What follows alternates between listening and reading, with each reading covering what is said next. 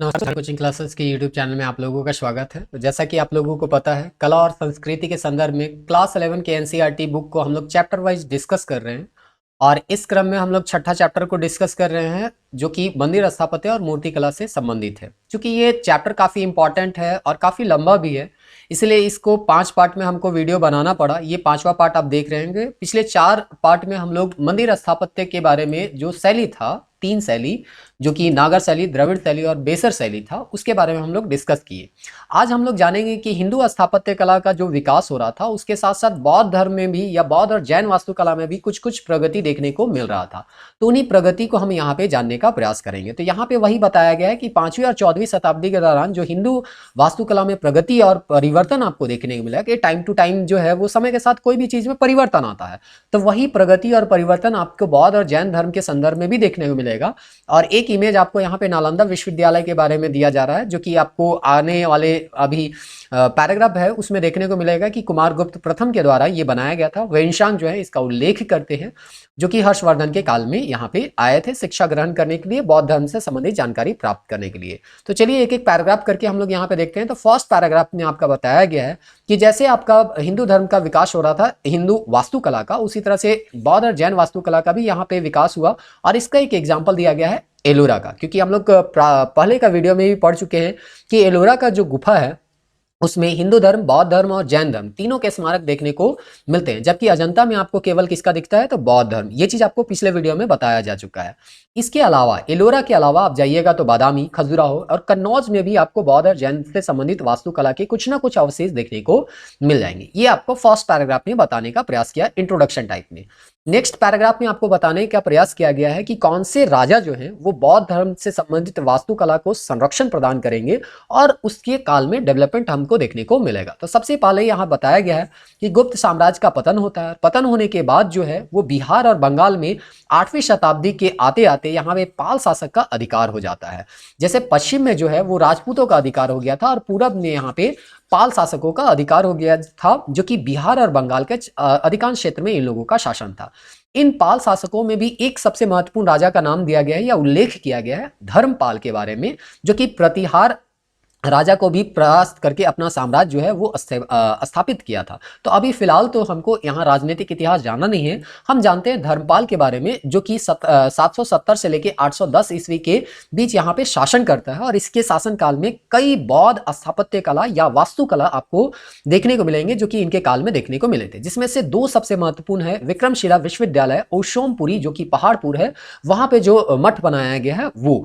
तो यहाँ पे अगर आप देखिएगा विक्रमशिला विश्वविद्यालय के बारे में, जो कि अभी बिहार में आपको ये मिलेगा, इसके बारे में बताया जाता है जैसे नालंदा यूनिवर्सिटी गुप्त काल में अपने काल में सबसे फेमस रहा था 5वीं-6वीं शताब्दी के आसपास में, उसी तरह से 10वीं 11वीं 12वीं शताब्दी के आसपास में सबसे ज्यादा जो फेमस हुआ वो आपका विक्रमशिला विश्वविद्यालय था, जो कि बिहार में ही था। इसमें अगर देखा जाए तो कहा जाता है 12वीं शताब्दी में आपका यहाँ पे 300 विद्यार्थी जो है वो 3000 विद्यार्थी जो है वो शिक्षा ग्रहण कर रहे थे। किससे संबंधित, तो बौद्ध धर्म से संबंधित, बौद्ध धर्म दर्शन से संबंधित, व्याकरण है, न्याय है, तंत्र है, इस तरह से संबंधित जो भी ज्ञान था उसको यहाँ पे इस विश्वविद्यालय में दिया जाता था। इसके बारे में बताया गया है कि यहाँ पे जो विश्वविद्यालय था वहां पे विद्वानों का एक मंडली होता था जिसको दीपंकर के नाम से पुकारा जाता था, और ये जो है तिब्बत में बौद्ध धर्म के प्रचार के लिए काफी काम भी करते हैं। इनमें कुछ विद्वानों का नाम भी बताया गया है, जो कि रक्षित है, विरोचन है, ज्ञानपाद है, ज्ञानश्री है, रत्न वज्र है और उभयंकर है। तो ये जो थे विक्रमशिला विश्वविद्यालय के विद्वानों में से एक थे। आगे हमको यहाँ पे देखने को मिलता है कि विक्रमशिला जो है वो नालंदा विश्वविद्यालय का स्थान ग्रहण कर लेता है बाद में, यानी कि नालंदा विश्वविद्यालय जो फेमस था अब उसके जगह में विक्रमशिला फेमस हो जाता है। और इस तरह से आगे आपको पता होगा कि यहाँ पे जो विद्यार्थी जो रहते थे उसका आवास और भोजन का जो एक तरह से व्यवस्था है, वहाँ के स्थानीय राजा और जो कुलीन नागरिक होते थे यानी जो अमीर नागरिक होते थे वही लोगों के दान से ये विद्यालय जो है वो चलता था। और इस तरह से ये जो शिक्षा का महत्वपूर्ण केंद्र था उसको बख्तियार खिलजी जब यहाँ पे बंगाल की ओर जा रहा था उस समय ये नष्ट कर दिया। तो इस तरह से विक्रमशिला विश्वविद्यालय जो कि बिहार में था बख्तियार खिलजी के द्वारा नष्ट किया गया। और ये जो विश्वविद्यालय है वो बनाया गया था धर्मपाल राजा के द्वारा। यहाँ पे धर्मपाल के बारे में और उल्लेख किया गया है कि इसी के राजसभा में एक बौद्ध लेखक रहते थे जिसका नाम था हरिभद्र, और तारानाथ यहाँ पे जो थे, जो तिब्बतियन मोंक थे, वहां पे उल्लेख करते हैं कि धर्मपाल के शासनकाल में 50 धार्मिक विद्यालयों का स्थापना किया गया था। कहने का मतलब आपको बस इतना याद रखना है कि धर्मपाल के काल में काफी ज्यादा आपको बौद्ध धर्म से संबंधित स्थापत्य कला यानी भवन आपको देखने को मिल जाएंगे। तो उसमें से आपको एक याद रखना है कम से कम विक्रमशिला विश्वविद्यालय के बारे में, जो कि एनसीईआरटी में अभी फिलहाल यहाँ डिस्कस नहीं किया गया, लेकिन आपको थोड़ा सा आइडिया होना चाहिए। आगे यहाँ पे अगर आप देखें तो बिहार में ही एक जगह है बोध गया, और आपको पता होगा कि बोध गया में सिद्धार्थ को यहाँ पे ज्ञान मिलता है, और बुद्धत्व प्राप्त होने के कारण ये जो है उसी समय से ये एक तीर्थ स्थल के रूप में बन जाता है। लोग वहां पे जाते हैं और पूजा पाठ करते हैं। वहां पे जो बुद्ध को ज्ञान प्राप्त हुआ था बोधि वृक्ष के नीचे, वो बोधि वृक्ष काफी महत्वपूर्ण भूमिका है उसका है इस तीर्थ स्थल के रूप में। यहाँ पे अगर आप देखिएगा उस बोधि वृक्ष के नीचे ही एक मंदिर बना है। क्योंकि अभी हम लोग मंदिर स्थापत्य के कला के बारे में पढ़ रहे हैं, तो उसी पे फोकस करते हैं और जानते हैं कि बोधि वृक्ष के नीचे जो बनाया गया था बोध गया में, वो मंदिर का नाम था महाबोधि मंदिर। इस मंदिर के बारे में बताया गया था कि ये जो मंदिर है वो ईंट से बनाए गए थे, और इस तरह से इसको बनाने वाला जो था, या सर्वप्रथम जो यहाँ पे बोधि वृक्ष के नीचे जो देवालय बना था वो बनाया गया था सम्राट अशोक के द्वारा। तो इस तरह से यहाँ पे बोध गया में जो बोधि वृक्ष है उसके नीचे जो महाबोधि मंदिर मिला था, तो वहां पे जो महाबोधि मंदिर जब प्रारंभ में बनाया गया था तो वहां का देवालय बनाया गया था सम्राट अशोक के द्वारा। तो ये चीज आपको याद रखना है। बाद में उसी में कई दीवाल जोड़े गए जिसको वेदिका बोला गया है, जो कि लगभग 100 ईस्वी पूर्व के आसपास है, यानी कि अभी से लगभग 2100 साल पुराना आप इसको मान सकते हैं। बाद में समय जब बीतता गया तो वहां 8वीं शताब्दी में जैसा हम लोगों को पता चला पाल शासकों का यहाँ अधिकार हो गया, और जब पाल शासक का अधिकार हो गया तो यहाँ पे जो दीवाल वगैरह होगा उसमें काफी प्रतिमा जो है वो पाल शासक के द्वारा ही बनाया गया था। कहने का मतलब जो महाबोधि मंदिर है बोध गया में, उसमें सम्राट अशोक का भी एक तरह से बनाया गया देवालय का अंश यहाँ पे आपको देखने को मिल जाएगा। बाद में इसमें वेदिका जोड़ा गया। 8वीं शताब्दी आते आते तक यहाँ पे कई प्रतिमाएं जो हैं वो पाल धर्म से संबंधित थी। लेकिन वर्तमान समय में हमको जो महाबोधि मंदिर वहां पे बोध गया में देखने को मिलता है वो जो है वो औपनिवेशिक काल यानी अंग्रेजों के काल में बनाया गया मंदिर है, जो कि 7वीं शताब्दी के समय जो उसका रूप रहा होगा उसी रूप को देखते हुए उसको बनाया गया है। इसके बारे में एक सबसे महत्वपूर्ण इंफॉर्मेशन दिया गया है, ये जो मंदिर है वो ना तो द्रविड़ शैली में है ना ही नागर शैली में आपको देखने को मिलेगा, क्योंकि कहा जाता है कि नागर मंदिर की तरह ये संकरा है, लेकिन द्रविड़ मंदिर की तरह ये बिना मोड़ के सीधे ऊपर उठा हुआ देखने को मिलता है। तो आपको ये स्टेटमेंट बना के दे सकता है कि महाबोधि मंदिर नागर शैली से या पूरी तरह पूर्णतः नागर शैली पे बना हुआ एक मंदिर है, जो स्टेटमेंट गलत हो जाएगा। तो इस तरह से आपको छोटे छोटे चीजों को पकड़ना है, क्योंकि यूपीएससी इन्हीं सब छोटे छोटे चीजों से क्वेश्चन बना सकती है। आगे हम देखते हैं नालंदा विश्वविद्यालय के बारे में, जो कि कुमार गुप्त प्रथम के द्वारा बनाया गया था, और इसका जानकारी हमको मिलता है वेनशांग के द्वारा, क्योंकि ये शिक्षा का महत्वपूर्ण केंद्र हो गया था। विश्व से कई स्थानों से लोग यहाँ पे शिक्षा ग्रहण करने के लिए आते हैं। तो जब वेनसांग यहाँ पे आता है, हर्षवर्धन के काल में आया था, थोड़ा बहुत आपको आइडिया होगा। तो यहाँ पे जब अपना यहाँ पे किताब लिखता है या यात्रा वृत्तांत लिखता है, तो उसमें नालंदा विश्वविद्यालय के बारे में बताया कि इस नालंदा विश्वविद्यालय का नींव जो है वो गुप्त साम्राज्य का राजा जिसका नाम था कुमार गुप्त प्रथम के द्वारा यहाँ पे 5वीं शताब्दी के आसपास रखा गया था। कहने का मतलब आपको इन्फॉर्मेशन बस इतना याद रखना है कि नालंदा विश्वविद्यालय का जो स्थापना किया गया कुमार गुप्त प्रथम के द्वारा 5वीं शताब्दी के आसपास किया गया था।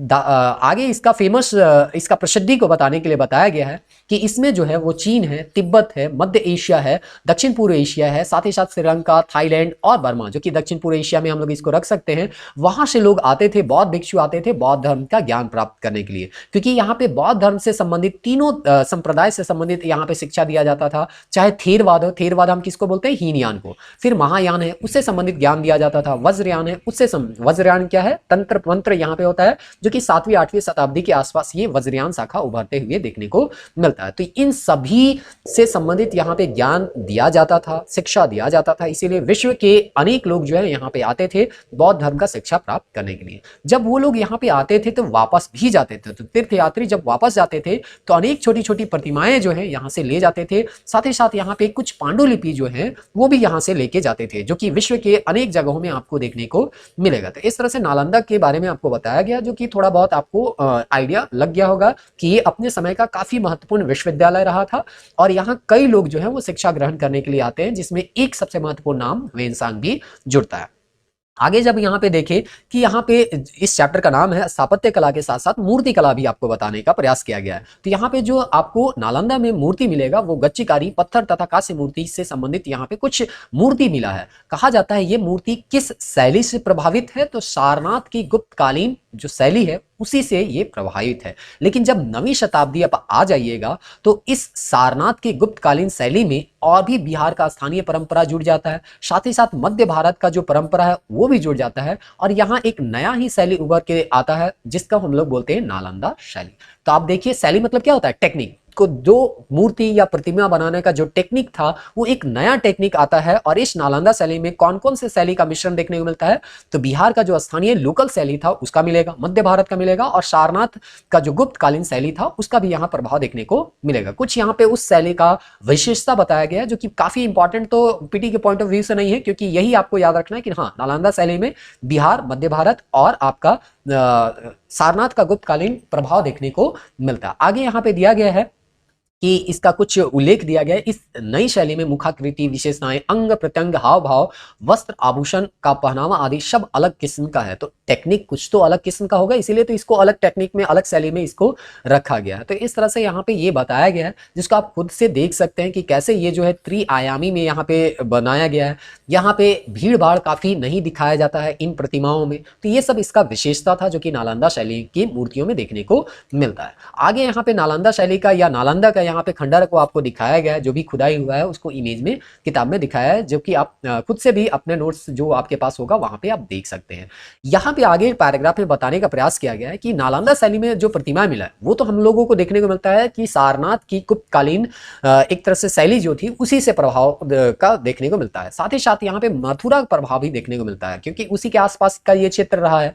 और आपको पता होगा मथुरा में आपका महायान संप्रदाय से संबंधित कई बौद्ध धर्म के प्रतिमा देखने को मिले हैं। तो बौद्ध में यहाँ पे जो महायान के मिले हैं वो खड़े बुद्ध मिले हैं। साथ ही साथ कुछ बोधिसत्वों के भी आपको नालंदा में प्रतिमा देखने को मिलेगा, जिसका 2-3 नाम यहाँ पे दिया है, मंजुश्री कुमार, फिर है कमलासनस करके दिया है, फिर अवलोकितेश्वर है, फिर नागार्जुन है। ये बोधिसत्व हैं, इनका मूर्ति आपको देखने को या प्रतिमा देखने को मिलेगा जो कि नालंदा में आपका महायान संप्रदाय से संबंधित है। आगे यहाँ पे दिया गया है 11वीं से 12वीं शताब्दी में आप आइएगा तो यहाँ पे कई तांत्रिक केंद्र बन गए थे जो कि वज्रयान शाखा एक तरह से मान सकते हैं, क्योंकि आपका वज्रयान जो है वो 7वीं 8वीं शताब्दी में उभरता है और धीरे धीरे अपना जो है वो विकास करते हुए ये जो है वो सभी एरिया में फैलते जाता है। इसी में वज्रयान संप्रदाय से कुछ यहाँ पे देवी देवता भी देखने को मिलेगा, जिसमें वज्रयान में वज्र शारदा जो कि सरस्वती का ही रूप है वो रूप देखने को मिलेगा, फिर खरशपन है, फिर अवलोकितेश्वर है और इस तरह से इन लोगों का मूर्ति यहाँ पे देखने को मिलेगा। एक काफी इंपॉर्टेंट चीज यहाँ पे देखने को आपको मिल रहा है,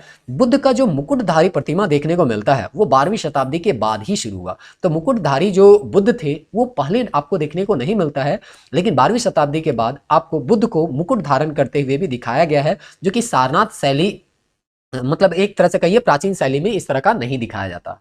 आगे यहाँ पे एक रोचक तथ्य करके और बताया गया है कि ब्राह्मणिक प्रतिमाएं जो हैं वो सारनाथ शैली के अनुरूप नहीं थी। मतलब ब्राह्मण में जो प्रतिमा था, ब्राह्मण से संबंधित जो था, उसमें सारनाथ शैली का यहाँ पे उसको एक तरह से कहिए उसके अनुरूप नहीं बनाया गया था, ऐसा भी यहाँ पे दिया गया। आगे यहाँ पे कुछ स्थल के बारे में दिया गया है जो कि छत्तीसगढ़ के बारे में दिया है। छत्तीसगढ़ स्थित सीरपुर में आरंभिक प्राचीन ओडिसी शैली का यहाँ पे स्थल है जहां हिंदू और बौद्ध दोनों प्रकार के देवालय हैं। तो इस तरह से सीरपुर के बारे में है जो कि छत्तीसगढ़ में, तो थोड़ा सा आइडिया होना चाहिए ये बौद्ध और हिंदू दोनों से संबंधित है। किस शैली से है, तो ओडिसी शैली के बारे में यहाँ पे दिया गया है। आगे अगर आप देखिएगा तो उड़ीसा में ही बड़े बड़े बौद्ध मठ विकसित किए गए जो कि नालंदा के मतलब बाद में यहाँ पे दिया गया। उड़ीसा में बड़े बड़े बौद्ध मठ जो है विकसित हुए, जिसमें कुछ मठ का नाम दिया है ललितगिरी, वज्रगिरी, रत्नगिरी। तो आपको याद रखना है कि हाँ ये ललितगिरी, वज्रगिरी और रत्नगिरी किससे संबंधित है, तो बौद्ध मठ से संबंधित है। कहाँ स्थित है, तो ओडिशा में स्थित है। आगे आप दक्षिण भारत में जाइएगा तो एक महत्वपूर्ण बौद्ध केंद्र है जिसके बारे में बताया गया है नागपट्टनम, तमिलनाडु जो की है उसका एक जगह है पटनगर। और ये पटनगर जो है वो व्यापारिक केंद्र भी था जिसमें श्रीलंका के साथ व्यापार होता था।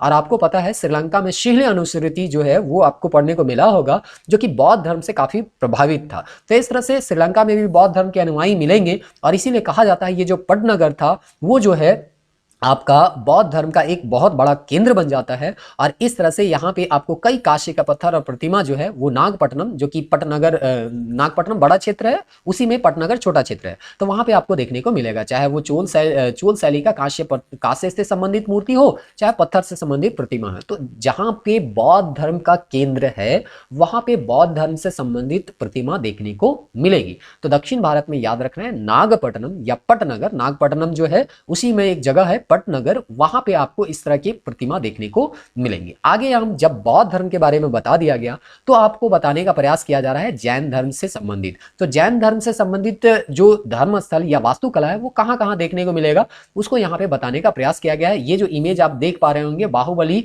गोमतेश्वर, जो कि श्रवण बेलगोला में आपको देखने को मिलेगा, जो कि 18 मीटर जो है ऊंचा है। ग्रेनाइट के पत्थर को, एक ही पत्थर को काट के ये बनाया गया मूर्ति। ये विश्व का सबसे, है ना, एक तरह से कह सकते हैं विशालतम और प्राचीनतम, एक तरह से कह सकते हैं मूर्ति है, जो कि एक ही चट्टान को काट के बनाया गया। तो सबसे पहले तो आपको बताया गया जैन धर्म से संबंधित जो मूर्ति है कहां देखने को मिलेगा, तो एलोरा में देखने को मिलेगा, क्योंकि हम पहले ही पढ़ चुके हैं एलोरा में बौद्ध और हिंदू और जैन धर्म तीनों से संबंधित स्थापत्य कला या मूर्ति देखने को मिलेंगे। साथ ही साथ एहोल जो है उसमें भी आपको देखने को मिलेगा। आगे फिर जो आपको मूर्ति दिखाया गया बाहुबली का, तो गोमतेश्वर में भगवान बाहुबली को यहाँ पे ग्रेनाइट के पत्थर को काट के बनाया गया था। श्रावण बेलगोला में स्थित ये विशाल प्रतिमा है, जो कि 18 मीटर या 57 फुट ऊंची है। विश्व भर में एक पत्थर से बनी, बिना किसी सहारे के खड़ी सबसे लंबी मूर्ति में से इसको गिना जाता है। और इसको बनाया गया था मैसूर के गंग राजा के सेनापति चामुंड राय के द्वारा। तो आपको बस इतना याद रखना है कि श्रवण बेलगोला में बाहुबली का ग्रेनाइट के पत्थर से बना हुआ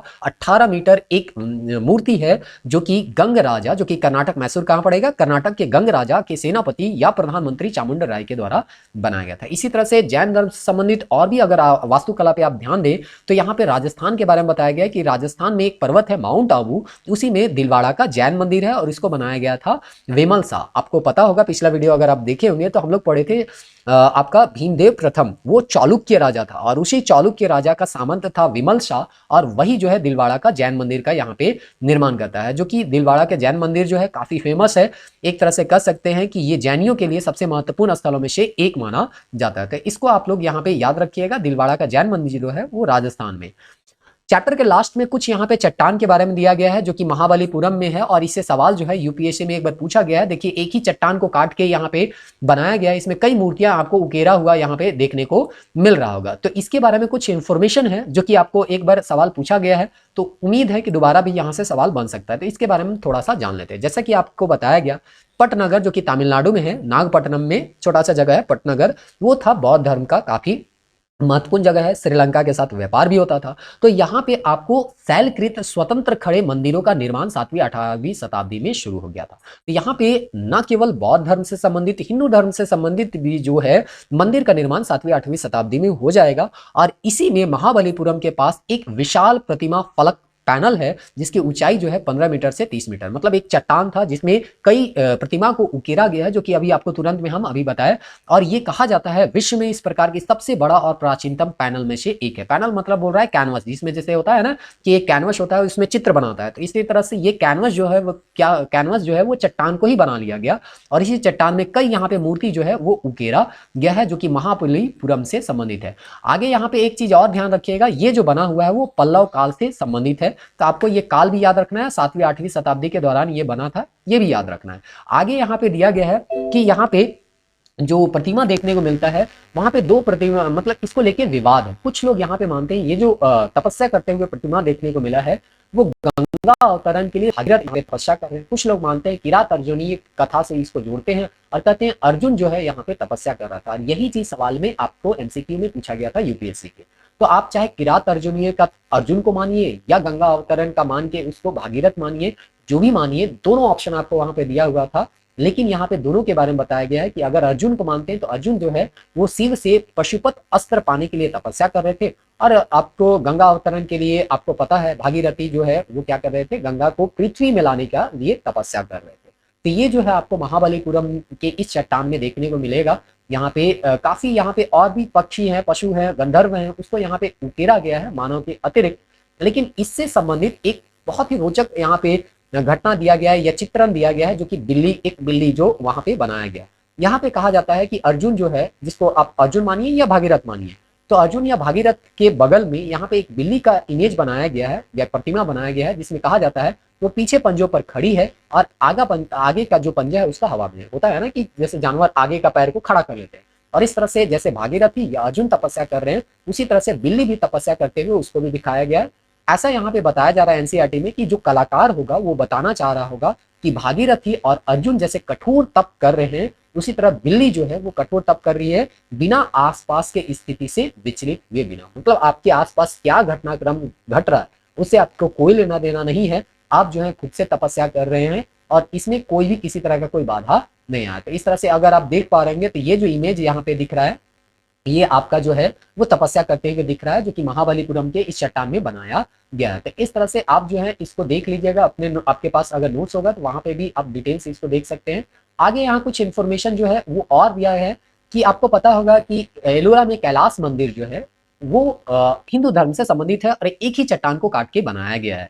तो यहाँ पे बताया गया है कि कैलाश मंदिर जो है, एलोरा का कैलाश मंदिर जो कि गुफा संख्या 16, इसी में एक दीवार में यहाँ पे रावण को कैलाश पर्वत को हिलाते हुए दिखाया गया। आपको पता होगा कैलाश पर्वत में शिव और पार्वती का यहाँ पे वास है, तो उन्हीं को पर्वत को हिलाते हुए यहाँ पे दिखाया गया है और एनसीईआरटी में एक पेज में इस इमेज को दिया है। तो सवाल तो कभी भी यहाँ से बनाया जा सकता है, तो वही इंफॉर्मेशन यहाँ दिया है। गुफा संख्या 16 जो है वो कैलाशनाथ मंदिर से संबंधित है और इसके बाईं दीवार में ही यहाँ पे आपका रावण को इस तरह से कैलाश पर्वत को हिलाते हुए दिखाया गया है। तो ये चीज जो है आपको दिमाग में रखना है, ये चीज से सवाल या ये फैक्ट्स जो है उससे सवाल बनाया जा सकता है। आगे और भी इंफॉर्मेशन इसके बारे में दिया है जो कि पीटी के पॉइंट ऑफ व्यू से बहुत ज्यादा इंपॉर्टेंट नहीं है, आप जो है उसको एक बार कम से कम लाइन बाय लाइन आप पढ़ लीजिएगा।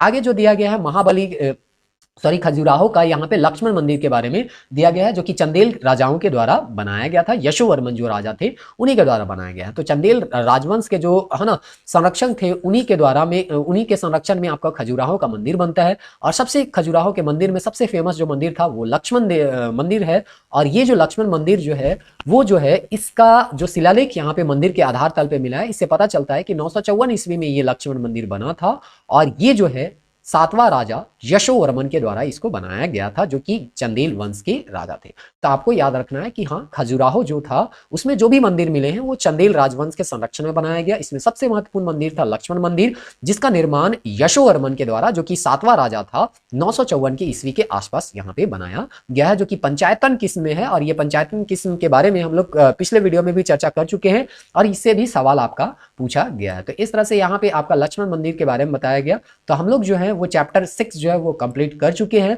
और इसी तरह से अब जो है वो लास्ट चैप्टर हम लोग देखने वाले हैं, या सेकंड लास्ट कर सकते हैं, जो कि आपका भारतीय काष्ठ प्रतिमा से संबंधित है। तो ये जो है इससे ज्यादा सवाल तो आपको देखने को नहीं मिलता है, लेकिन एक दो यहाँ पे अगर कुछ फैक्ट होगा तो इसको हम बताने का प्रयास करेंगे जो कि पीटी में क्वेश्चन बन सकता है। तो मिलते हैं नेक्स्ट वीडियो में, तब तक के लिए जय हिंद।